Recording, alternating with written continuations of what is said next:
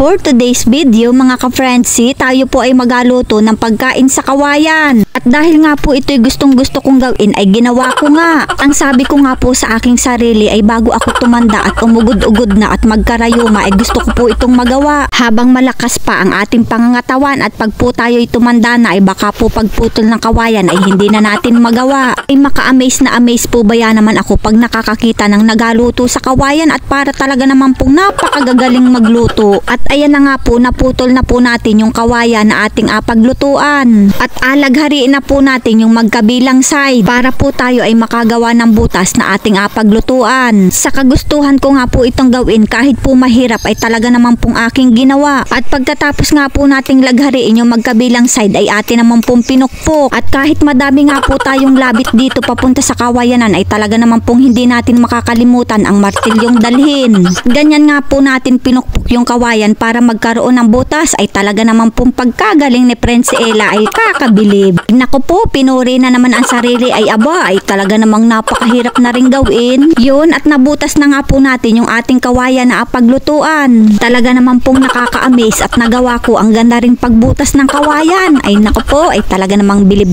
na ako sa aking sarili. At dahil nga po ay nakatapos na tayong magbutas ng kawayan ay tayo naman po ay magawa ng ating apaglutuan. Ang kinuha po nating kahoy ay yung may salanga para doon po natin alagay yung ating kawayan. Ay nako, ay ako'y may maiikwento na sa aking magiging apo na ako'y may naging karanasang magluto sa kawayan. O ay dibaga? Siniksikan nga po natin ang dahon ng saging yung ilalim para hindi po doon makaabot yung ating alutuing kanin. Naglagay din po tayo ng dahon ng saging dyan para po pag naluto yung ating kanin ay mabango. At madali din po siyang tanggalin pag naluto. Isang basong bigas po ang ating niluto dyan at 2 basong tubig ang ating nilagay dyan. Pagkatapos nga po nating tubigan yung bigas ay atin na po yung saraduhan. Dapat po ay maayos din ang ating pagkakasara para hindi po siya sumingaw. At ayan na nga po, nakasarado na ang ating alkansya ay ang ating sinaing pala. Gawa po ba yan naman nung kami maliliit pa ay ganito po ang aming alkansya. Nagpadalit na nga po tayo ng apoy nang maluto na ang ating sinaing sa kawayan. Ay napakalingas po ng ating apoy dyan at ang ginamit po nating panggatong dyan ay uyo at saka po ay palapa ng niyog. Kaya naman po paniguradong lutong-luto yung ating sinaing sa kawayan. Ay ang sabi nga po ng nanay ko ay bakit daw po ari pa ang naiisipan kong gawin. At baka daw po ako'y makagat pa ng ahas ay ang sagot ko naman po ay pag ako'y nakakita ng ahas ay di maigi at ako'y may apang ulam na. Ay kasarap din naman po ng inihaw na gayon. At habang nagaintay nga po tayong maluto ng sinaing ay talaga namang ang dami ko ng nabuong pangarap. At pagkalipas nga po ng 1 oras mahigit ay nakaluto na rin po tayo ng kanin sa kawayan. At yan nga po yung inasabing ang pangarap ay hindi basta pinapangarap, pinaghihirapan din. Kagaya niya, nakaluto po tayo ng kanin. At napakaganda nga po ng ating pagkakaluto sa kanin. Abay syempre, pag may kanin dapat may ulam kaya magluto tayo ng 4 na pirasong itlog. Lagyan natin ng maraming sibuyas at oyster sauce. At lagyan din natin ng kaunting asin at halu-haluin natin para magmix yung ating mga nilagay.